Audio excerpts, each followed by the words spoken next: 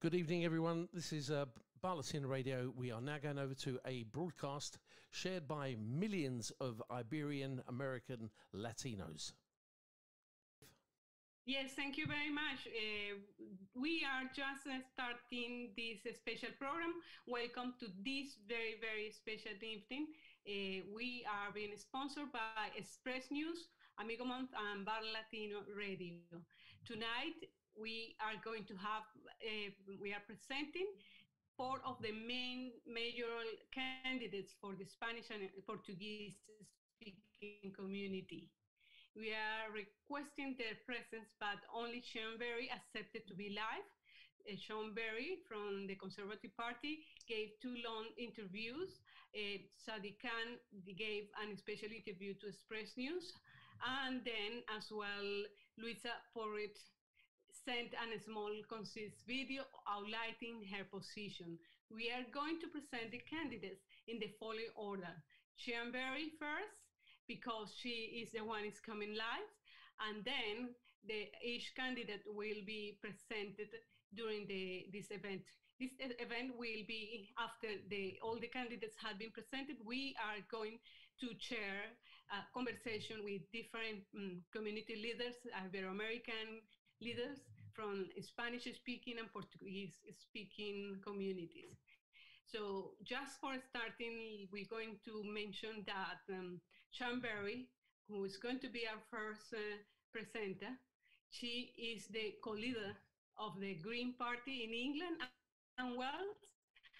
And since 2016, she obtained 150,000 votes, the numbers of votes for any woman standing as a mayoral candidate.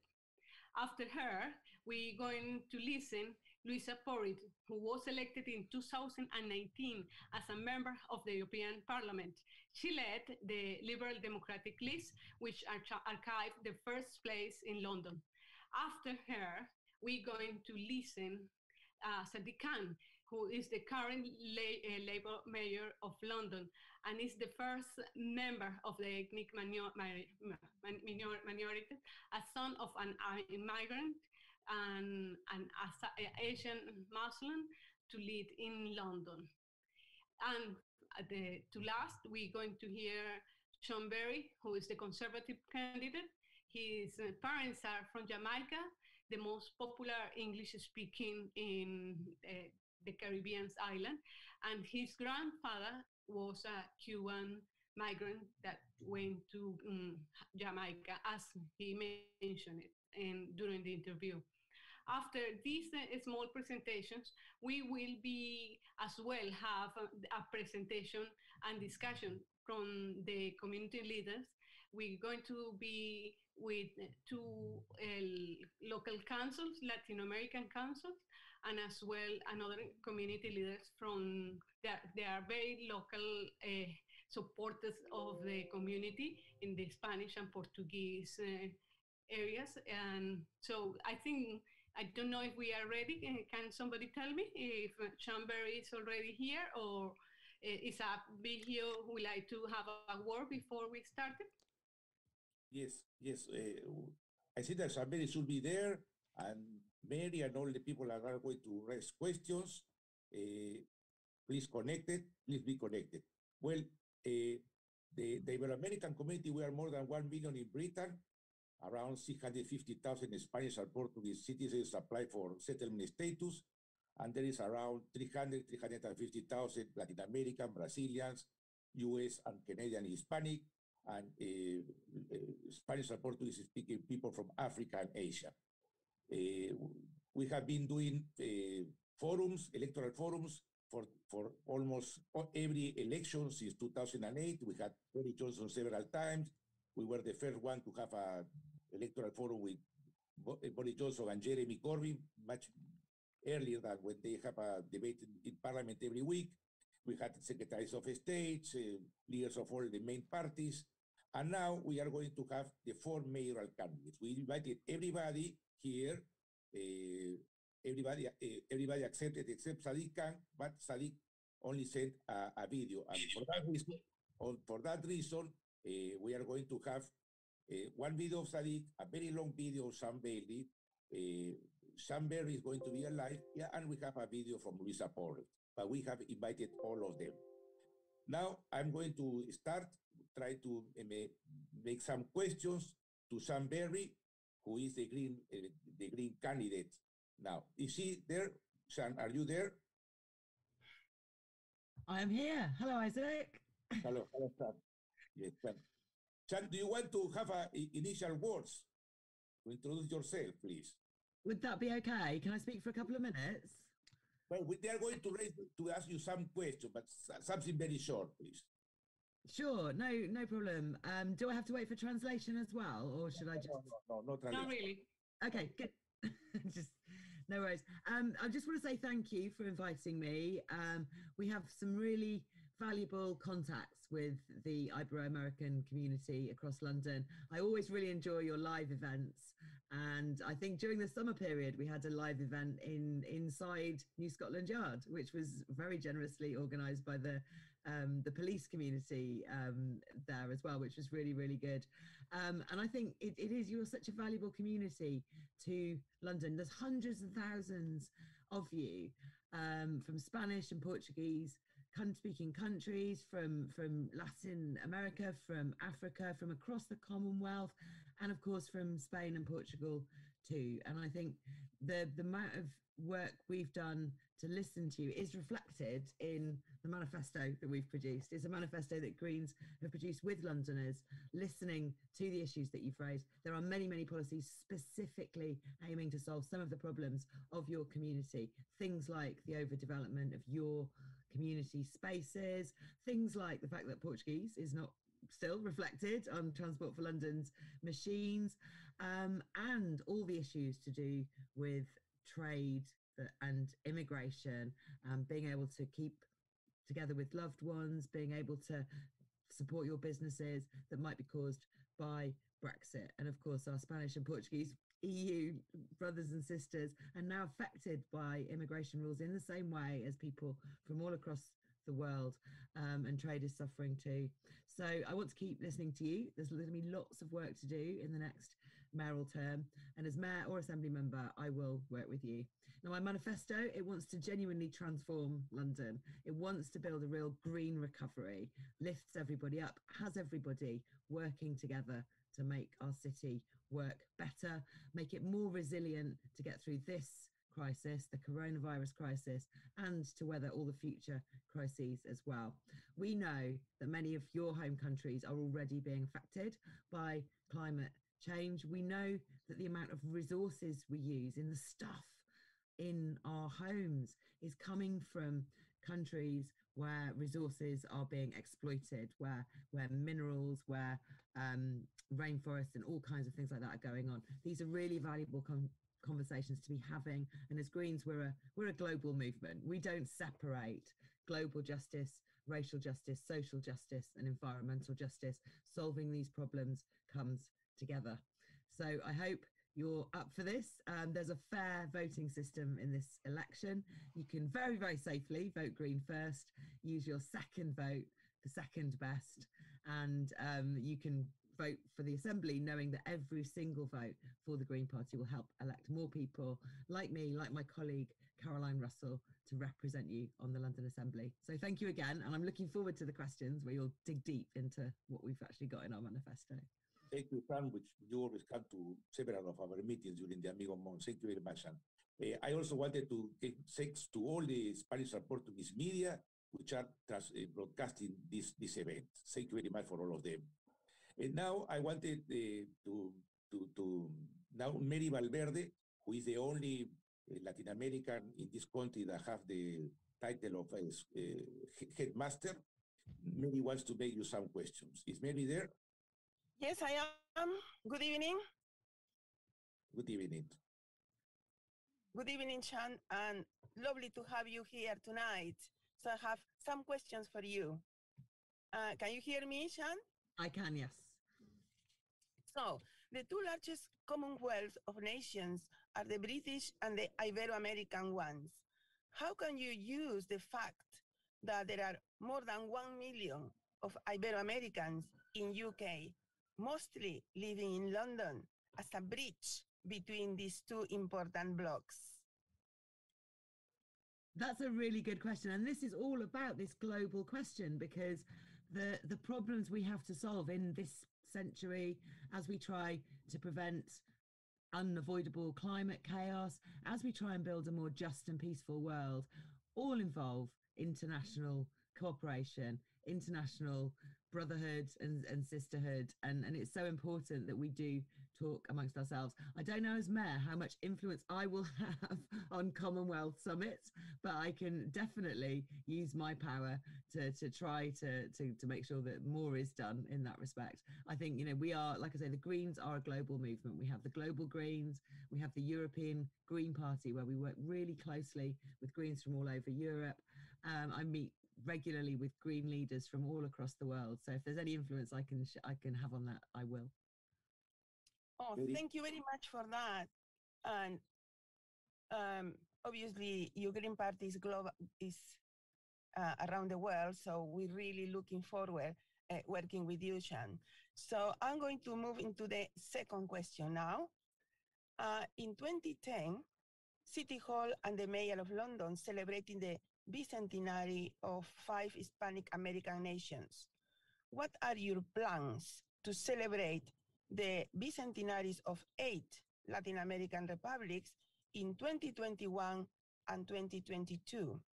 On the 7th of September 2022, when we inaugurate the Amigo Month, we are going to celebrate 200 years of the Brazilian independence and 500 years since Spanish and Portuguese sailors were the first to circumnavigate the planet, creating the current globalization.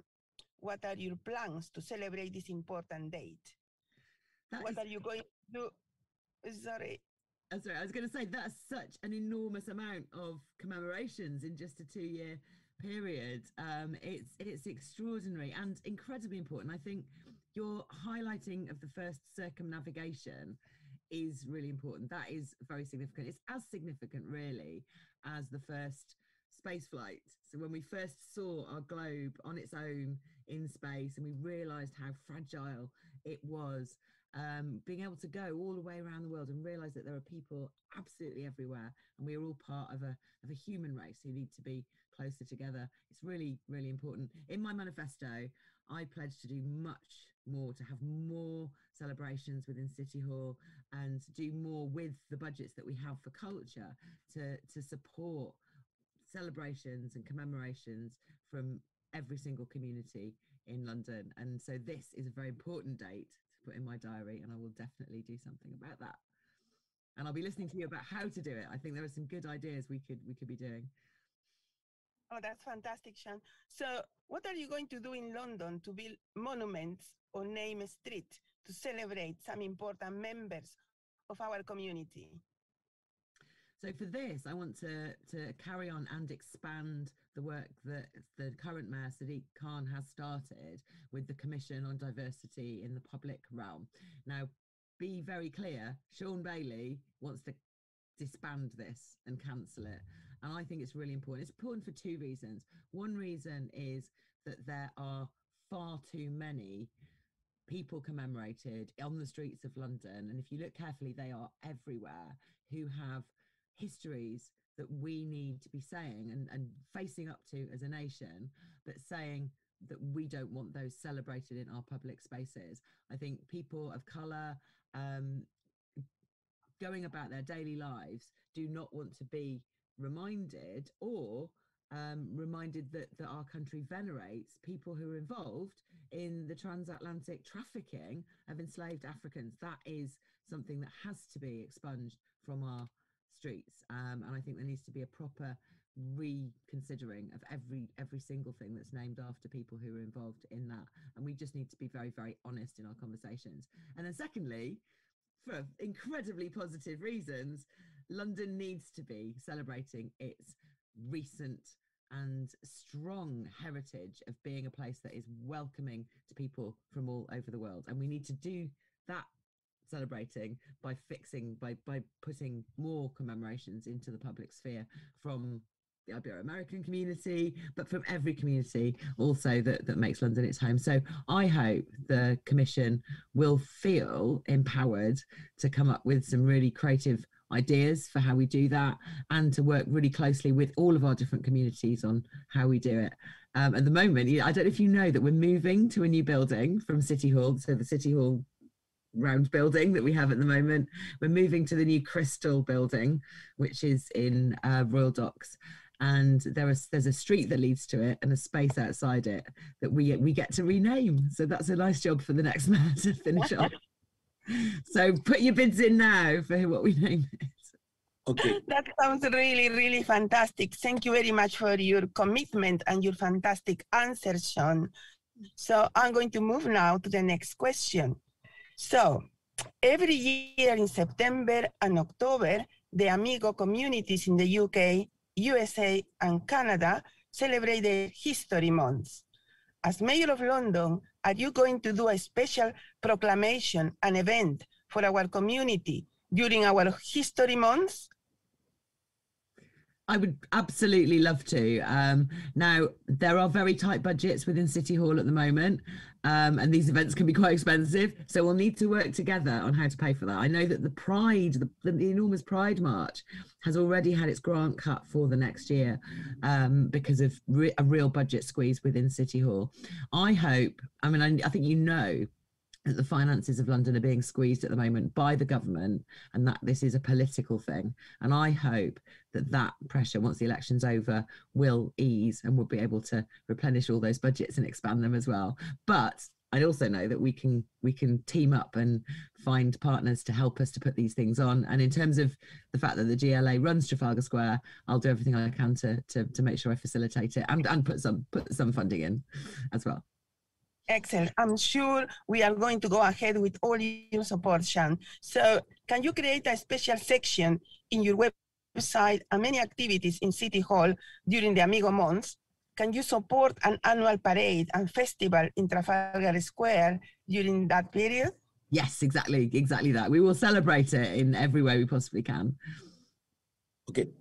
Okay, fantastic. Great to hear from you, Sean, and we are looking forward to working with you. Thank you very much. Thank you. Now I see that we have Antonio Cunha. Is he there? Antonio? Antonio? No. Okay, Antonio not yet. So we have now Alda Lopez, who is from Cultura Cabo Verde. Is represent the Portuguese-speaking African communities. Alda, do you want to ask your questions? You're in silence. Silence. Silence. Yes, yeah, got it now. Hello, everyone. Good evening. Thank you, Sean. I'm going to try to ask you some questions. And the first one is a specific question from my group. We met before, but I don't know if you know Cultura Cabo Verde UK. We are a charity, a little charity that we are deal with prevent knife crime. So as you are aware, knife crime is very high in London. It is affecting our community profoundly.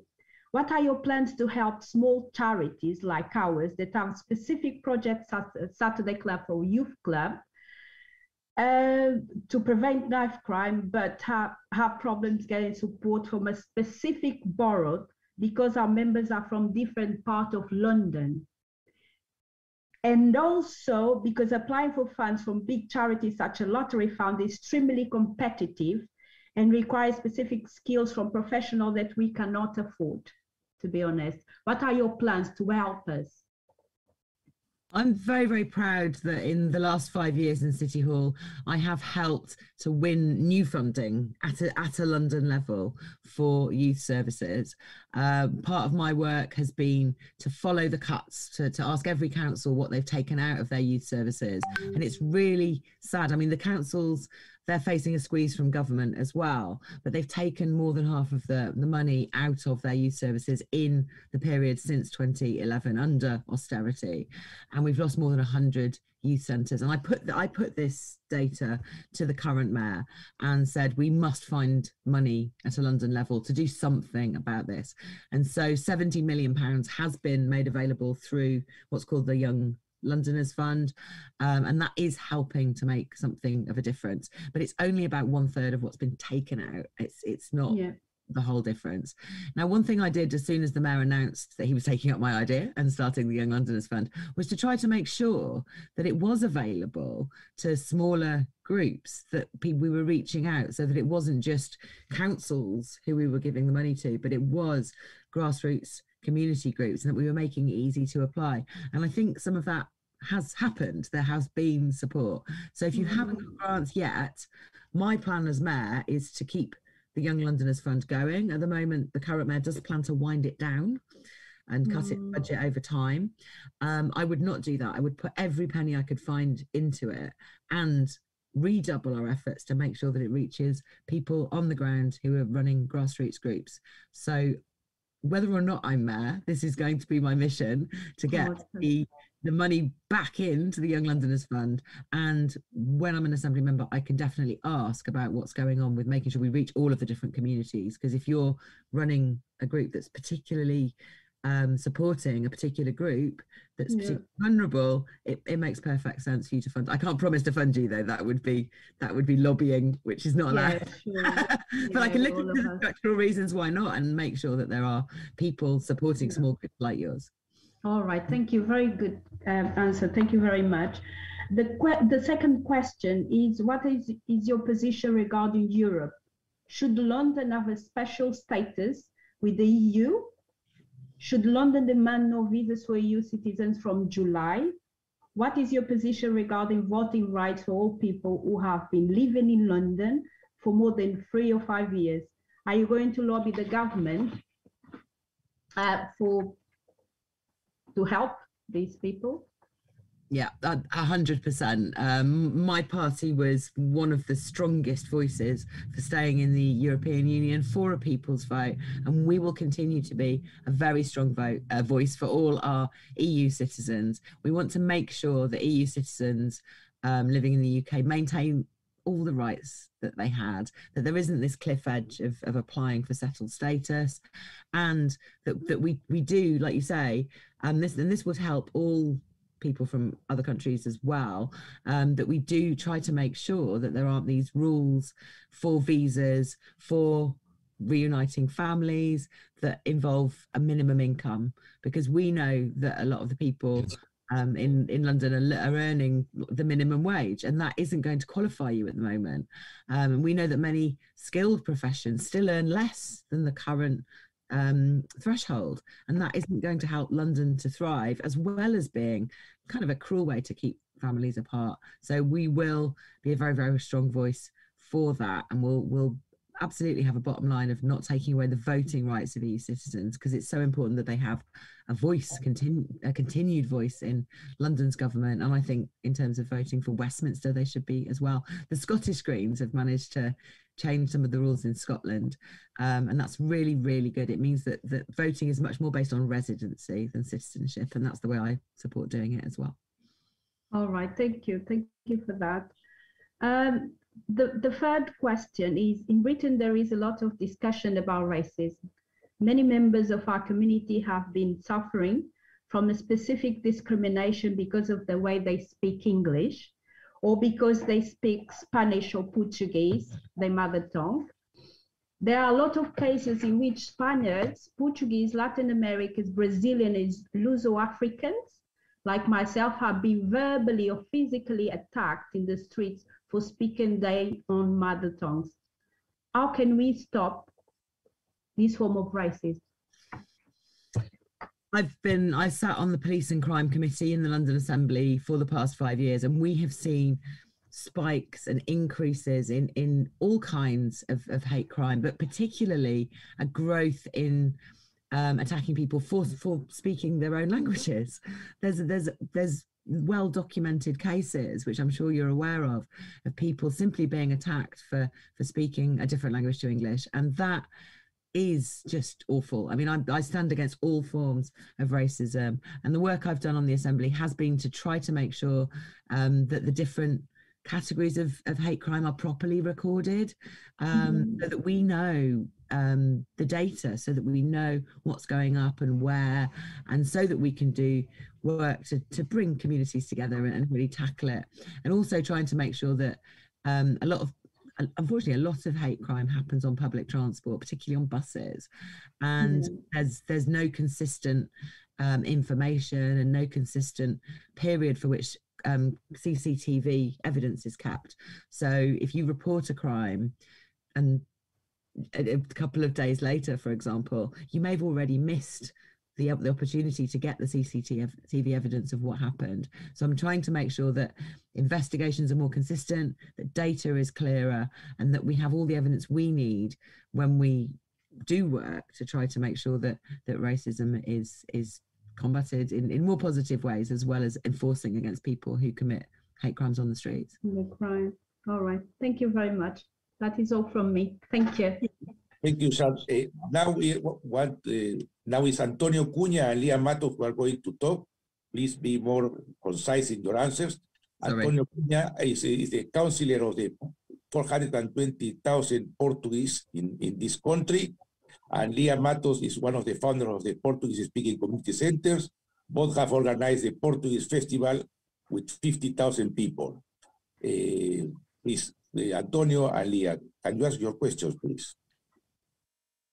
Yes, good evening to you all. Good evening.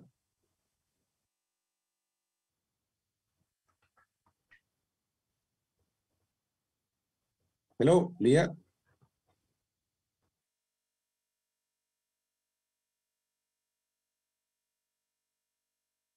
Hello. Leah, you are silent. You are muted. I think there may be a problem with her sound. Yes, now. Can you hear me now? Yes. Yes. Okay. Okay, so good evening to you all. And my first question to you is, according to the British Council, Spanish is the main foreign language to teach, and the Portuguese is also one of the main ones. Thank you, Sunday. How are you going to promote them? Are you willing to have City Sol Web in both languages? Our community desperately services in Spanish and Portuguese and free courses to learn English. How are you willing to help with that? We have some. I think, is it Nikki is giving us feedback? Is that gone now? No. I'm not sure. Is it actually us who's doing the feedback? I think the Nikki person on the screen has got there's feedback, there's visual feedback as well as sound feedback. Yeah, I think so. Is it all right to speak? I don't want to cause lots of echoing. I see that the problem is that Antonio and Leah have the microphone at the same time. They have to mute when they are talking. There's feedback. Yeah. I'll speak now, don't worry. So yes, I've been really interested and perplexed as to why Portuguese is not better recognised in London. It's like it seems to have been left behind. Our population who speaks Portuguese has grown, but nothing's been updated. And I know that we've asked questions about this to Transport for London, and they still haven't done it. And so I think there needs to be an awareness campaign that reaches out to all the different public bodies and says, by the way, this is is it the 5th or 6th most spoken language in London now? make sure that we're covering it. I'm very proud the Green Manifesto for London has Spanish and Portuguese translations, which you can read. There's a short version of our manifesto, and I made sure that happened because we shouldn't leave it out. So whatever I can do to help, I will. Okay, Antonio or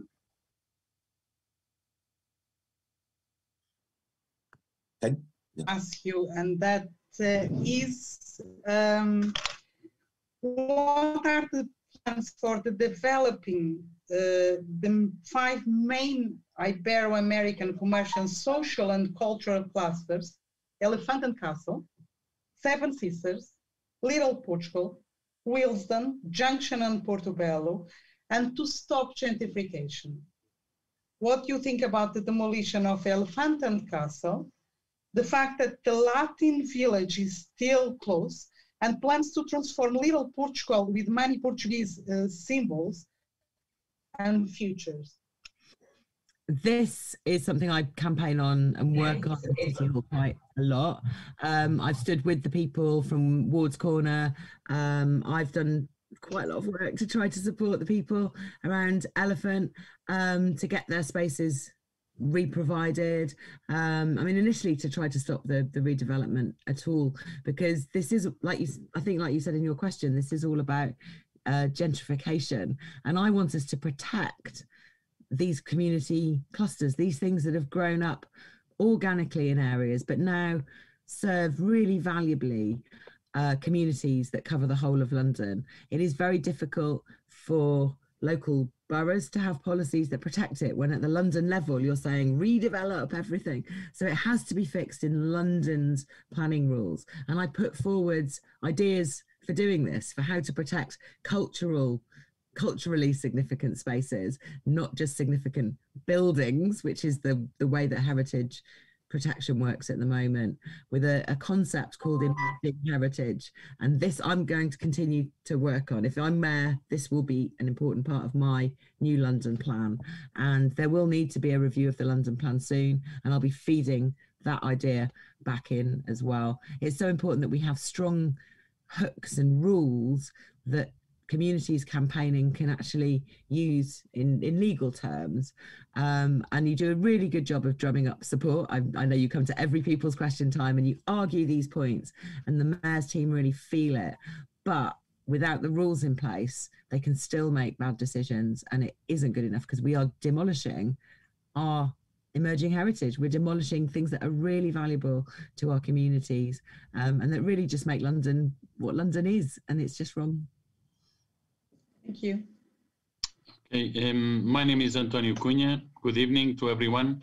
Important thing is, let me just talk a few minutes about myself. I've been involved with Isaac in the past. I live in Lambeth, and I've been helped to register Portuguese people to vote. When I said to vote, at the time is everything on paper, is everything on paper. It's not easy to do, but we've been registered so many Portuguese people and push them to vote, and because we allowed to vote in this country and make decisions as well. And my question is we talk about language at the time as well, to put the Portuguese language in the train stations, in the machines, everywhere, we understand. But I think is the most important thing is no one thinking to employ people speak 2-3 languages, like Portuguese people, give them key jobs to, give jobs to this kind of people. When they arrive, they speak Spanish, Portuguese, and English. When you arrive to that key of the jobs, you just find people, I don't know, it's nothing against of them, but if you involve it, more Portuguese people, more Spanish people in the key jobs, we save on that side, and maybe is the government, you don't need to spend a lot of money as well, because it's to translate everything. I know it's not easy, no one day to another, But if he's give a job to people, Portuguese people, Spanish people, they speak, easy. Portuguese people understand Spanish and speak Spanish and, and English. And exactly the same. Spanish is understand Portuguese and English. I want to ask you that question. What is the best thing to integrate it as sons? I've been here for 43 years. My oldest son is 35. My youngest son is 16. They be in the colleges, the universities, and what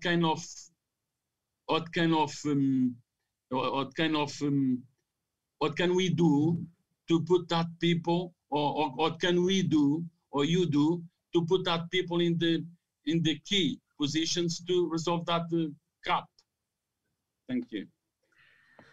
I think you've made an incredibly important point there. I mean, this is one of those things that obviously it will help with London coming together more. It will help with reducing racism, but it will also help with providing a service to our multilingual population. If more people in public-facing public sector jobs can speak more than one language, that will be a thing. So we did have for the police service for a while, and I think they changed that because, well, they had a residency requirement, and they had sort of extra points when you're joining the police if you can speak an extra language. And the idea of that was to make sure that there were more police in the service who were able to communicate with multiple people around London, but also as a way of increasing the diversity of the police service, because the members of our community who can speak more than one language are quite often more diverse. So that was a really, really good thing to do. And I think that ought to be done, like you say, for people who work for Transport for London, the fire service, many other public sector jobs. And that is not in my manifesto, and I wish you'd told me this before we wrote the manifesto, but that's something we should explore again, because it's a really good way of doing positive discrimination that may well help. And I know that in Wales, because I have my name is Welsh, by the way, but I know that in Wales, to get a public sector job, you need to learn Welsh, because in Wales people speak Welsh and English, and you're supposed to. So it's not a wrong kind of discrimination. It's legal to require that. So let's find out more about how we can do that. All right. Thank you. We have a lot of questions, but no, wait a moment, because we are running out all of your time, because you've got to show the other countries. Because we are running out of time. Leah, please. Leah. Okay.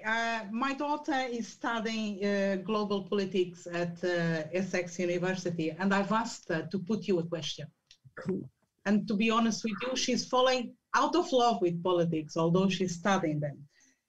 She asked me just one thing, and for you to be precise, will you protect zip cards?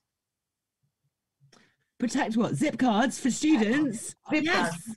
Yes, I am. And we want to make them as soon as we can afford it, because Transport for London's finances are in flux at the moment. But in the manifesto, it says we want to extend the age upwards as soon as possible as well. It's an investment directly in young people. And the idea of cancelling it is so wrong.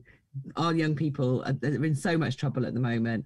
They need to know that we are putting money behind them, that we're investing in their future. And this is just one part of it. I also want to create a basic income for young people as well, so that they can be supported to just have choices in their lives. I think young people are feeling desperate at the moment. They're not optimistic about the future, and the zip cards is the very least we can do. I also want to do much more.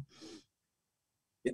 Sean, we are run out of time. We have a lot of questions. I wanted to do one last question is, how are you trying to extend the recognition of the Ibero-American, the Spanish-Portuguese speakers in the census, because we are being recognized in London, Spanish, Portuguese, Latin American, Afro-Portuguese, and Brazilians.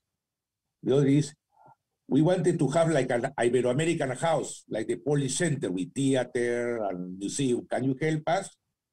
And well, there is a lot of questions about mental health. and how can you support our community during COVID? We have much more, but we are running out of time. Well, so this is the last question.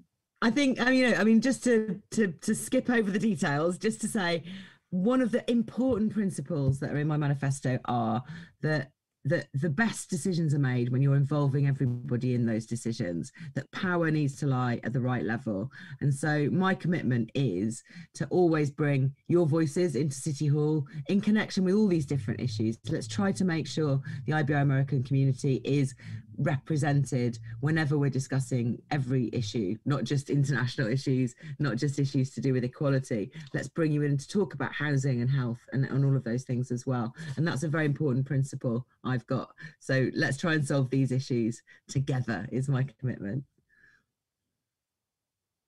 What about the question about the extending the census and to have an Ibero-American? Oh, yeah, there is a policy about that, yes. But basically, all our data needs to be much better in City Hall. And we don't run the census from City Hall, but we do collect and sort and use an awful lot of data, and we put data out to the public. So extending the categories, making sure that we're properly finding out what's happening to all our different communities.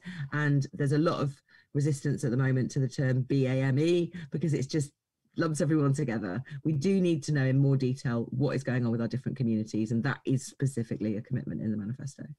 You are going to support to have a Spanish Portuguese speaking theater and house and something like that, no? Oh, I'd love to. We'll have to find some public land for that.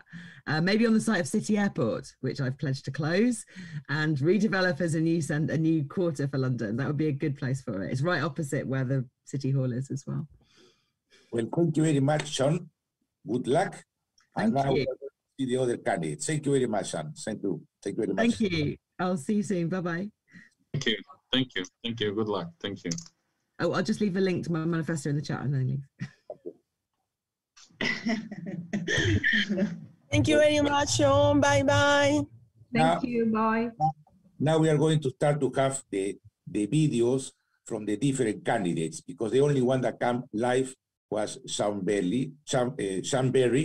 And please, Nikki, who is from Bar Latina, who is our technical manager, can you put the other videos, please? We can certainly try. Okay. Thank you very much. Sean Berry said that her manifesto in Spanish or Portuguese can be seen in her website, but it's also in the Facebook. Hola. I want to start by saying how much I personally value the contribution of Portuguese and Spanish speakers in London's community. Everything you do to make our city so diverse, bringing your amazing cultures to our city is wonderful. So thank you. The Liberal Democrats are Britain's internationalist party, and I will always stand up for all of our diverse communities. From the outset, I've put the recovery at the heart of my campaign, because we need to move forward together after this devastating year that we've all been through. The pandemic has accelerated big changes in our capital, like the rise of online shopping and increased home working. We need a plan to embrace those changes and take London forward. And that's what my plan does by focusing on 3 basic needs: jobs, homes, and clean air. With people spending more time and money in their local areas, we can reinvent our high streets for the future. I will back small businesses and ensure our high streets provide services that local people want and need, like childcare, shared working spaces, and more places to eat and drink after work, which will help breathe new life into our areas and create jobs. If we want people to keep working in our city, it has to be an affordable place to live as well. The current mayor has failed to deliver even half of his own homes target. I'll set up a City Hall-backed developer, the London Housing Company, to take control of delivering the homes that we need. And I will do creative things like converting soon-to-be empty office space into quality, affordable homes to finally fix our housing crisis. We need quality of life in our city as well, which is why we have to tackle toxic air pollution. I'd stop polluting projects planned by the mayor and invest in clean, green public transport instead. And to help get our city moving again, I'll introduce a flexible travel card, which will be a 4-day card for the price of 3, meeting the needs of how Londoners are going to be working and living in our city in future.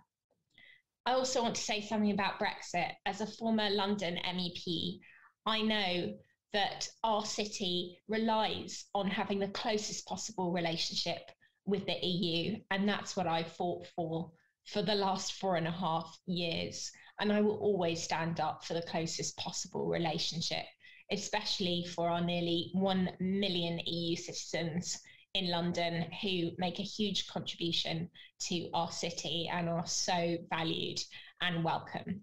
So I will always stand up for the principle of free movement, and so will the Liberal Democrats. Finally, at this crucial moment for our city's future, we need leadership. I've got a plan to take London forward. So if you like the sound of it, then don't forget to vote Liberal Democrat on all 3 ballot papers.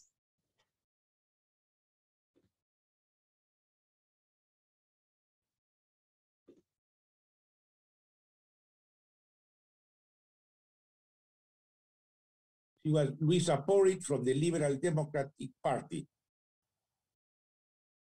And now we are going to have Sadiq Khan.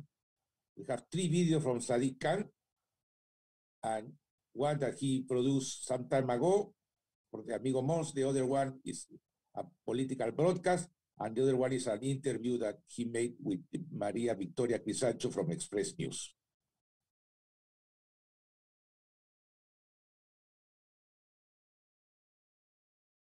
During this month, we recognize the huge contribution that the Latin American, Iberian, Hispanic, Amerindian and Lusophone communities make to London.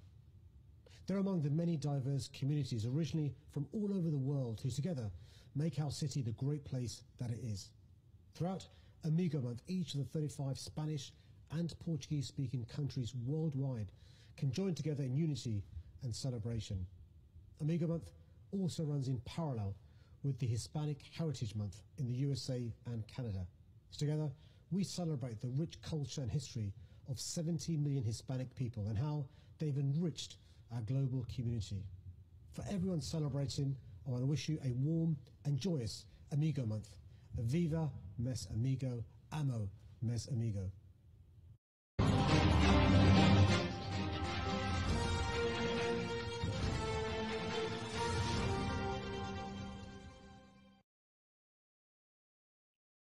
Y estamos de vuelta en Express News Noticias, y es que en la campaña electoral de cara a las elecciones de alcaldes y asambleas del próximo 6 de mayo, tenemos en exclusiva para Express News Noticias al alcalde de Londres, Sadiq Khan. Bienvenido, señor alcalde, a Express News. Hola, it's good to be here. Nice to see you. The first question, I know we have a very short time.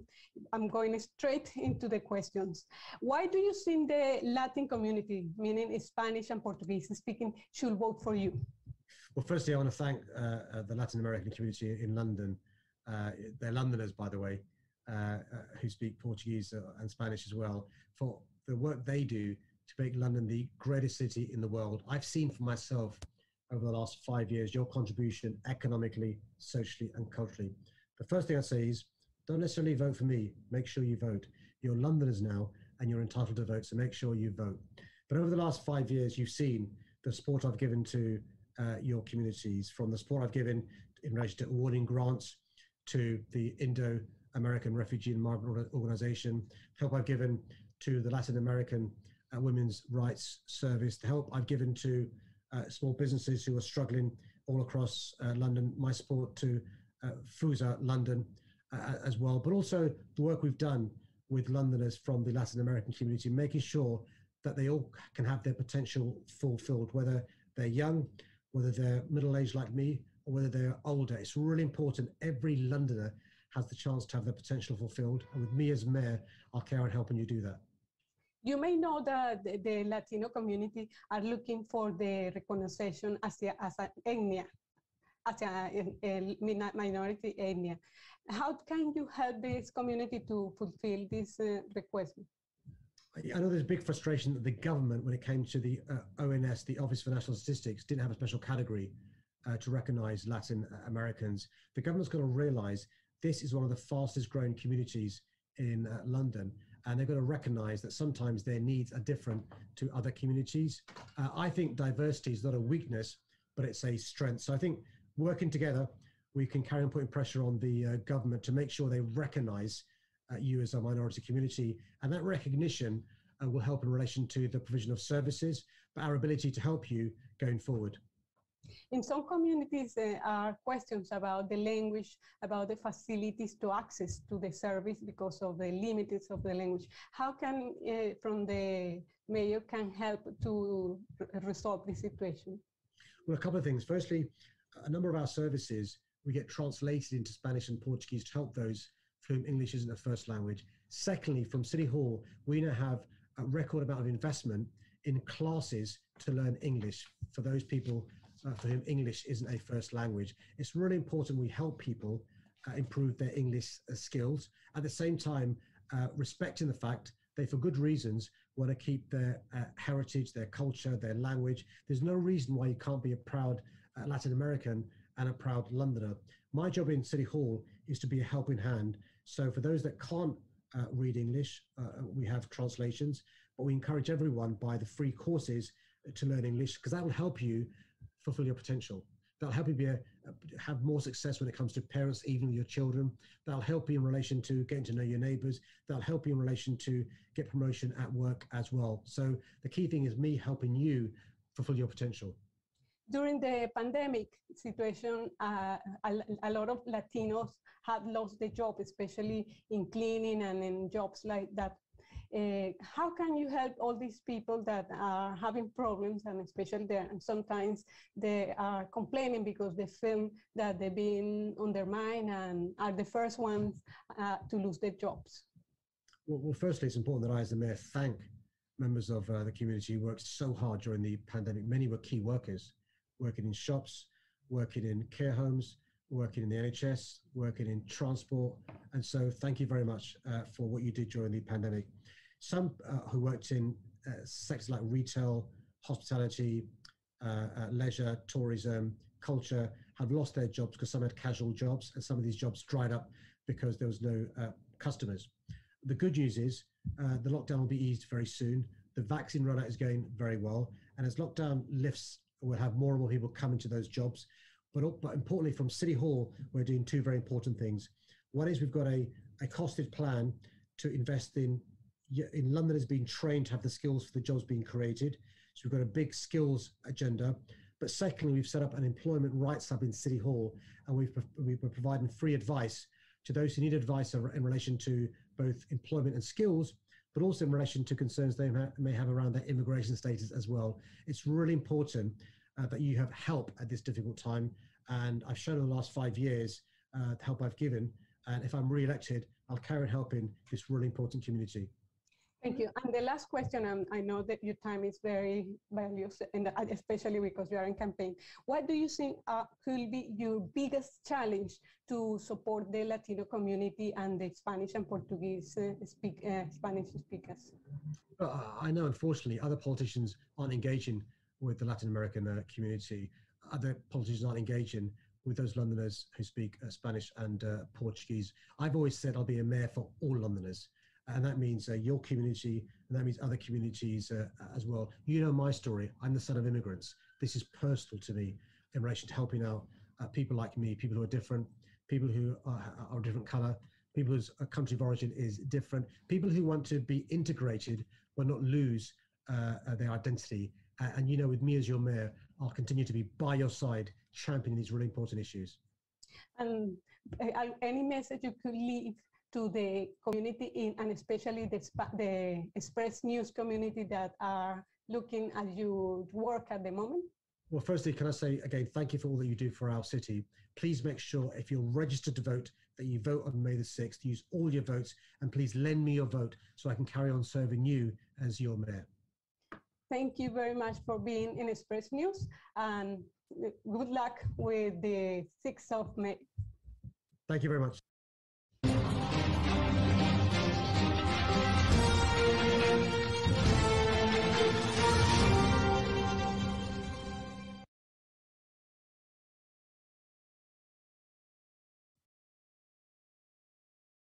Sean Bailey is the Conservative candidate for being mayor of London. It's the first time that the Conservative is presenting a candidate which links with Latin America, because Sean's parents were born in Jamaica, which is the largest English-speaking Latin American country. So what are your plans, Sean, for our community? We are more than 500,000 Spanish Portuguese-speaking people in London. What are your plans for our community? Hello, Isaac. Before I start, actually, Isaac, my granddad was born in Cuba. He was born in Cuba and he came to Jamaica. So I claim Latin American roots, well, at least Spanish-speaking roots, because my granddad was born in Cuba. Look, my plans for the community are the same for all of London, to make London fairer and safer and greener to live in. When you talk about the Latin American community in general, the Spanish-speaking community, I have a strong link, because of course I have a link to my political partners in Spain, Pepe. They are a big link for us. And I went to Madrid in the very beginning of the campaign. And the reason I did that is to hear from not only from Spain, but also from London, what are the challenges facing the community? And what I hear is they're mostly the same. So we have things like, how are we going to get employed? Where can we live? Are people going to support our businesses? And are our children safe? And I have plans for all of those things. So as we go through the conversation, I'll tell you what my plans are. I think the most specific thing, though, is to make sure that everybody feels welcome. I will be building City Hall as a crossroads for the world. And the way that the Latin American community, the Spanish-speaking community, have come to Britain, integrated, grown, become strong, raise their children, start businesses, very, very big part of our cultural scene, is something that I will maximize and tell the whole world, because I think it's a good model for other communities to copy. In London, we have a little bit more Portuguese speakers than Spanish speakers, and they are always complaining because Transport for London have not integrated Portuguese as one of the main languages. You can buy tickets in 17 languages, but not in Portuguese, which is the 5th most spoken language in London and in the world. Can you promise that you are going to integrate the Portuguese in the TFL machines, and also to celebrate the Portuguese-speaking community? We have 350,000 Portuguese in Britain, 100,000 Brazilian, 50,000 Portuguese-speaking Africans. They also wanted to be integrated. They don't feel very happy because Portuguese is not in the Transport for London. Portugal is the oldest ally of England. So what are your plans for the Portuguese-speaking community as well as the Spanish-speaking community? So two things. Firstly, yes, I will put Portuguese on there. I was very surprised, Isaac, when you told me this. I went back to my team, they checked, and of course you're right. So we'll put it on there. It's just a question of maths. Such a big community, very well-spoken language, 5th most spoken language in London. Let's do it. I think that's a done deal. We'll get that done.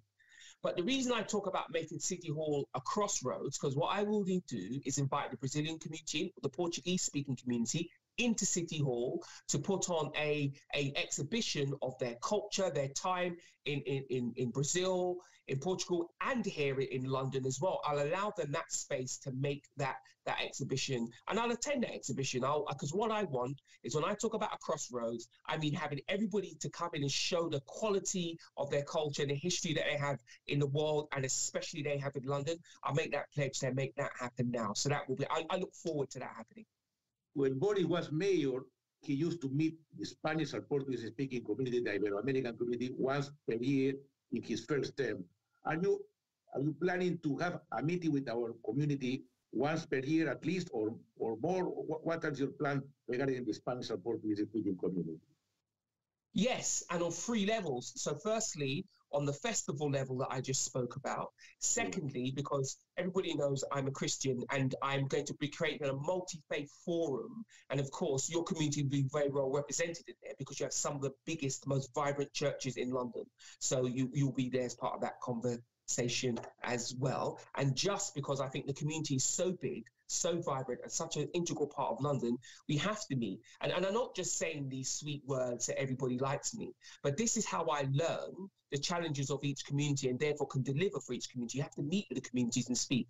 Yes, we have universal challenges in London, but people have specific challenges, and the way to understand them is to come and meet those communities. Every year we have the Black History Month, the LGBT History Month, and we have the Spanish and Portuguese History Month.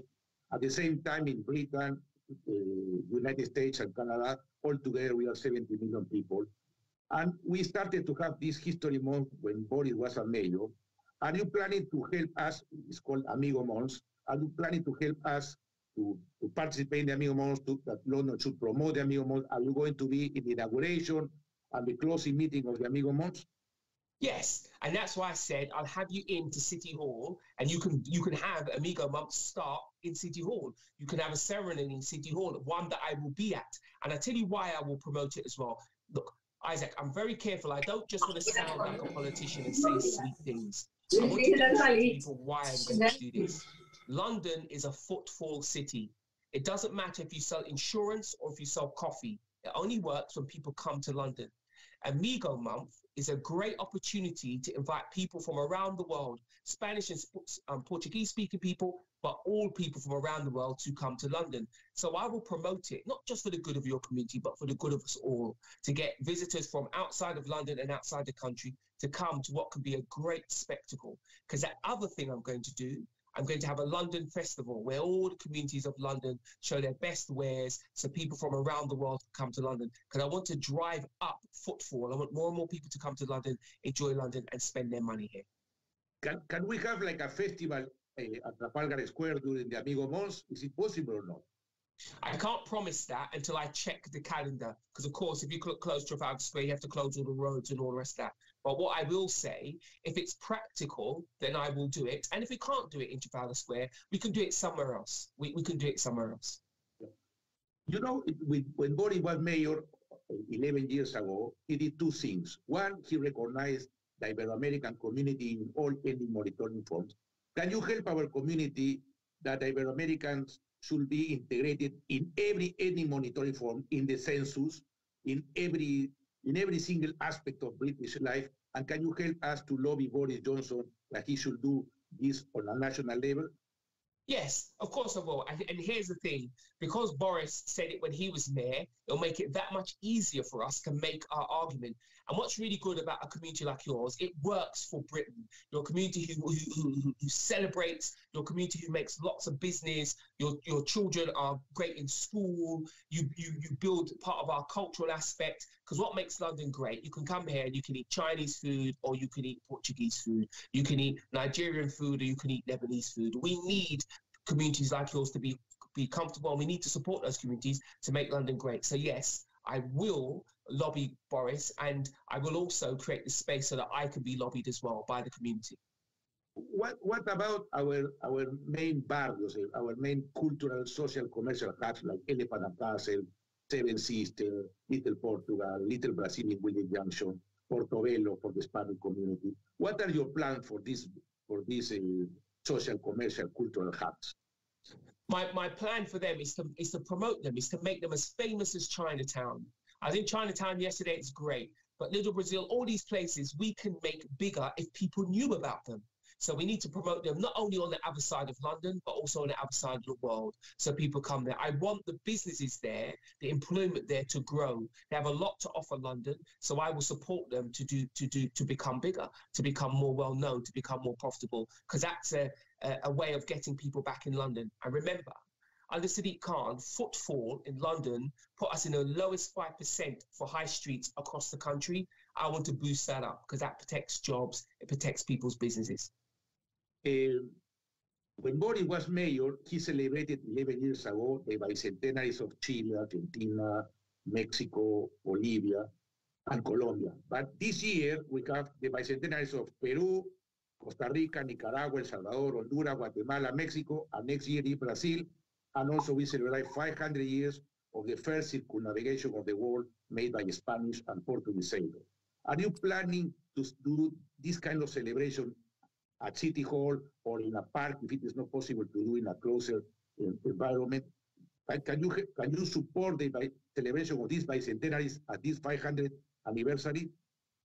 Over to you. This is where I come to the community. This is where I come to the community to say, how, where, and when do I do these things? I have the space, I have the time, and we may even be able to find a little money. But this is what I mean about your cultural power and my ability to help that grow in London. This is something that your community owns. It's special to your community. As mayor, I want everybody to see this, so I'll just create the space so you can do it. So will I support it? Absolutely, but you'll have to tell me what it is you want to put on, where you want to put it on, and how I can help. But I look forward to it. Who doesn't love a big carnival? Come on, everybody loves that.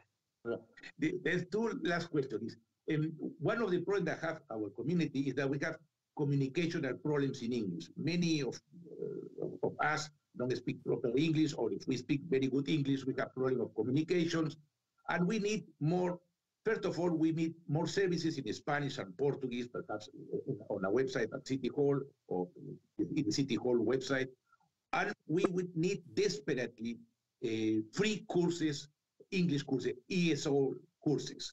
Can you help us to have free ESL courses at all levels and to have more translations into Spanish and Portuguese? First off, translations to Spanish and Portuguese on the City Hall website, done. I will do that. That's simple. Let's get that done. Again, I'm not sure why it doesn't exist. City can't miss the trick there.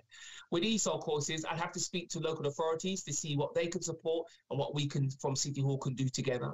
But it's always my desire to help people to have good English so they can operate at the highest level in the country. So yes, you will get support from me there. But I cannot promise how much until I understand where local authorities are, and then we can support local authorities in providing even more.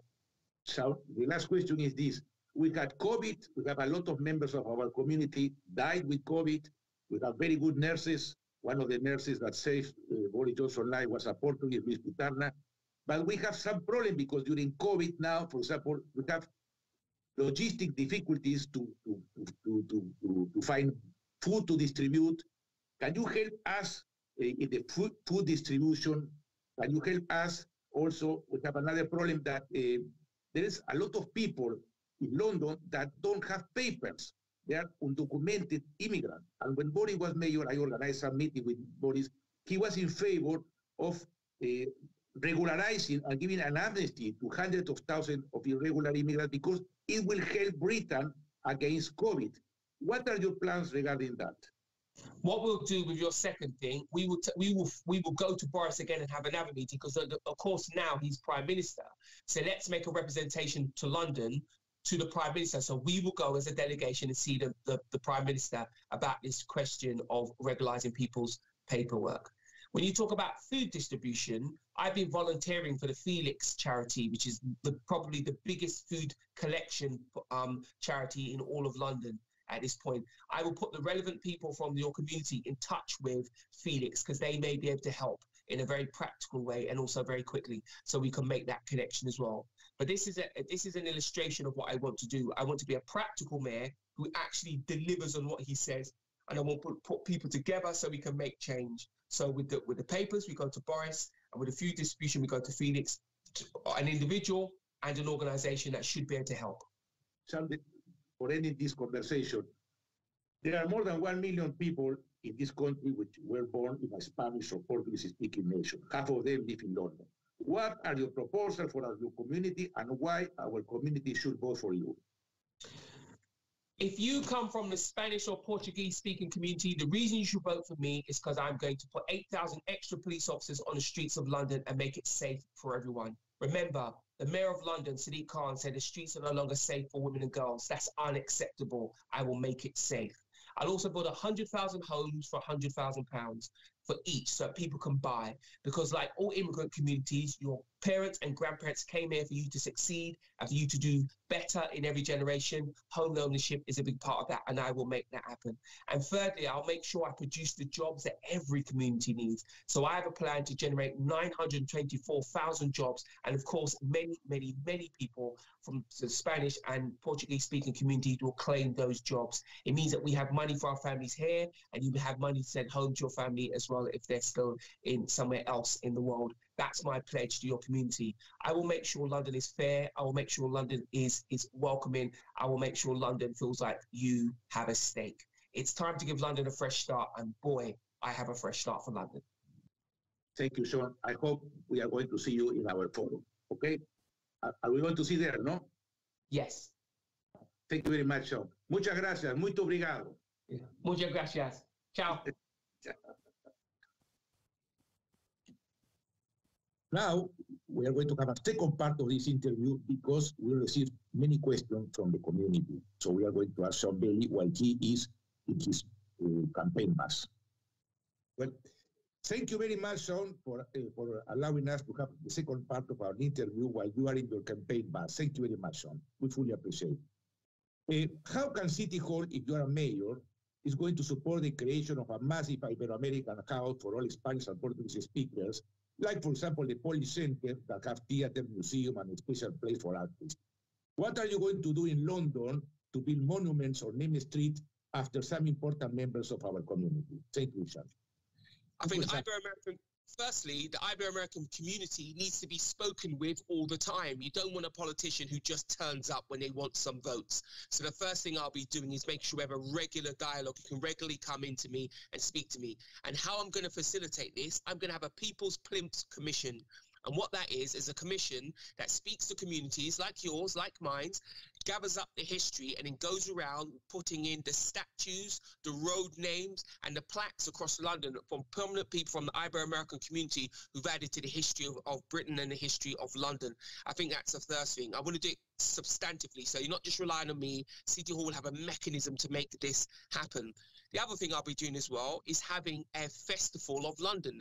And the whole point of a Festival of London is so that our big communities, such as the Ibero-American community, can represent itself properly. So I'll be coming to you and asking you to put on a party, asking you to keep your market open, asking you what you would like to do to talk to the rest of the world about your footprint here in London.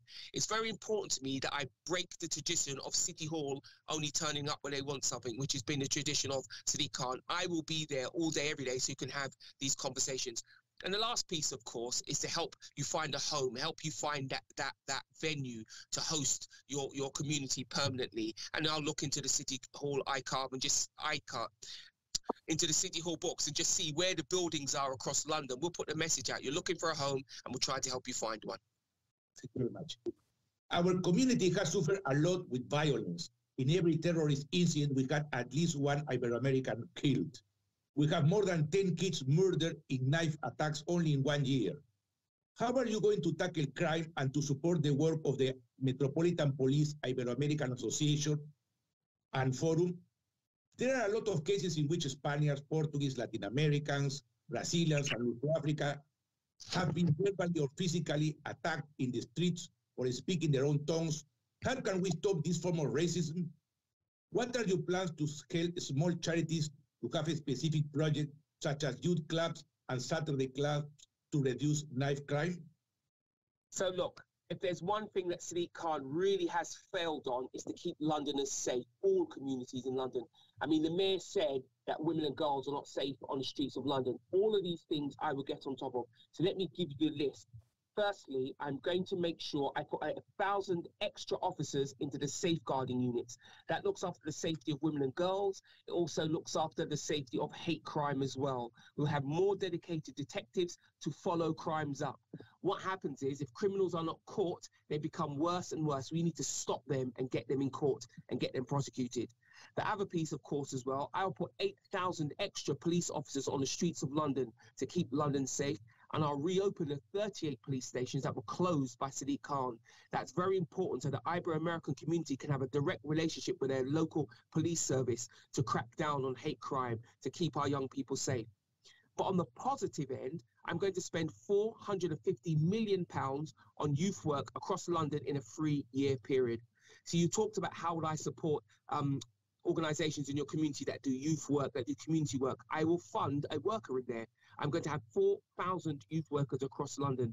And what I want to do is take away some of the financial burden of running your organisations. I used to run a charity myself. I know how important it is to get long-term funding. So I'll be giving grants of at least 3 years, not 1 year, at least 3 years, and maybe in some cases 5 years, to make sure these organisations can grow and prosper and keep our young people safe. The other thing, I'll be bringing stop and search as well as scan and search to get these dangerous weapons off our roads. I don't think Sadiq Khan is focused enough on making the streets of London safe. I will, in my first 100 days, introduce a new program to keep London safe. It's called Operation Blunt 3, using tactics that we know already work. can you apply exemption for the congestion charge for cleaners or people that are transporting goods for helping bank foods against the pandemic? The congestion charge is another one of Sadiq Khan's big failures. He failed to run our finances properly in London, and then he tried to charge us. So he hiked the congestion charge, he hiked council tax, he's going to expand the ultra-low emission zone, which doesn't have exemption for blue badge holders, and he's about to bring in an outer London border tax. What I will do is important. I can't give an exemption for individual people, so I'm going to cut it for everyone. What I'm going to do, I'm going to reduce the cost of the congestion charge back to £11. I'm going to take it away from being 7 days a week to only being 5 days a week, and it will only be until 6 o'clock, not 10 o'clock.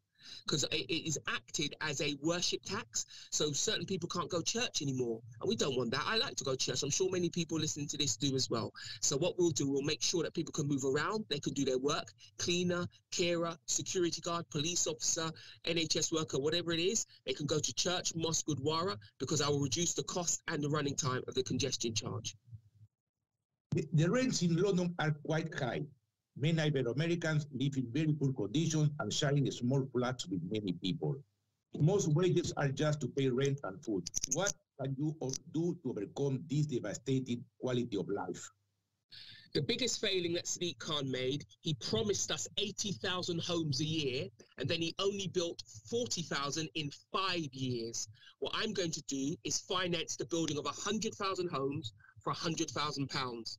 Why that's important, even if you don't want to buy, and 87% of Londoners do, it will reduce the pressure in the rental market, because lots of people who rent will now be able to move on to buying their property. And under my scheme, buying a property in my shared ownership scheme will be cheaper than renting the equivalent scheme.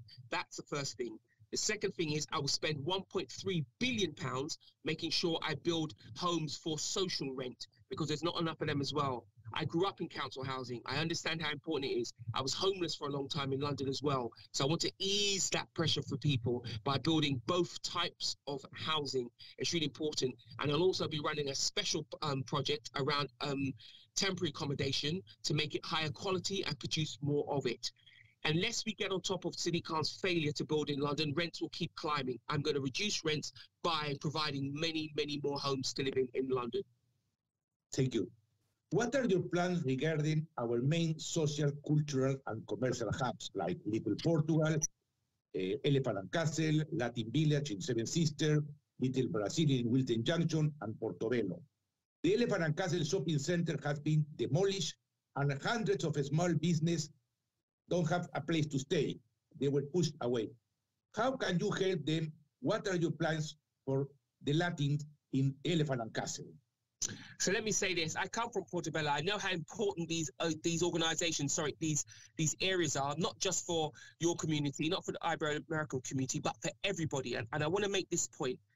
The Ibero-American community is important to all of London. Your business activity provides employment for everybody. So what I will be doing is be starting a high street fund to make sure that we redevelop these areas, we tidy them up, we clean them up, we make them more attractive, we attract more customers. That's exactly what London needs. I have a fund focused directly on markets to make sure markets can exist, because every £1 spent in a market, £1.75 is spent in the surrounding shops. It's a real way of building communities back up after COVID, so I'll be doing that. The second piece is I have a plan to launch 924,000 jobs in a 5-year period. And that's using money from my house building, that's using money from my London Infrastructure Bank, and also money that I'll be using to help markets and high streets go. In Outer London, I'll be providing 30 minutes free parking so that people can get customers to those shops. These are the things that will keep it going. But what I will not do, Sadiq Khan is about to expand the ultra-low emission zone.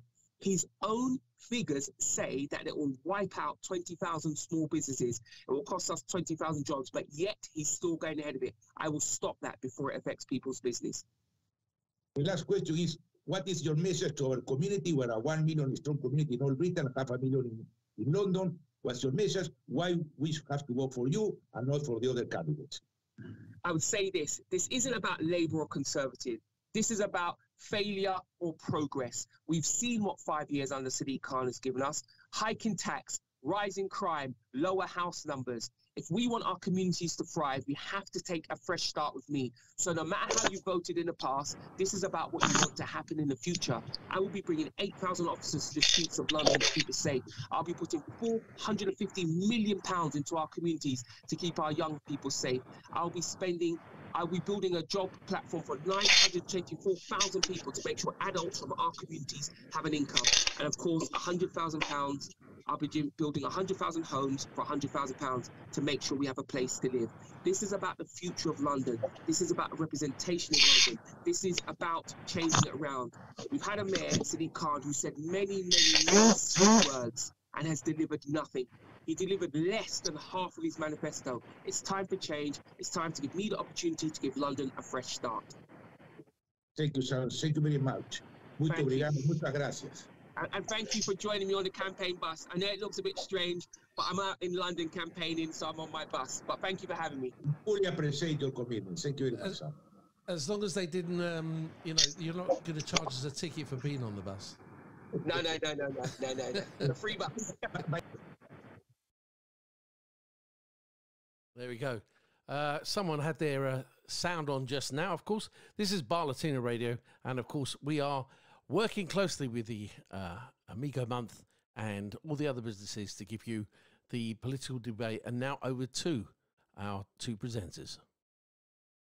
Bueno, muchísimas gracias. Hemos tenido la oportunidad. Voy a hablar en español un poquito y luego en inglés, porque obviamente nuestra audiencia también es de habla hispana y portuguesa.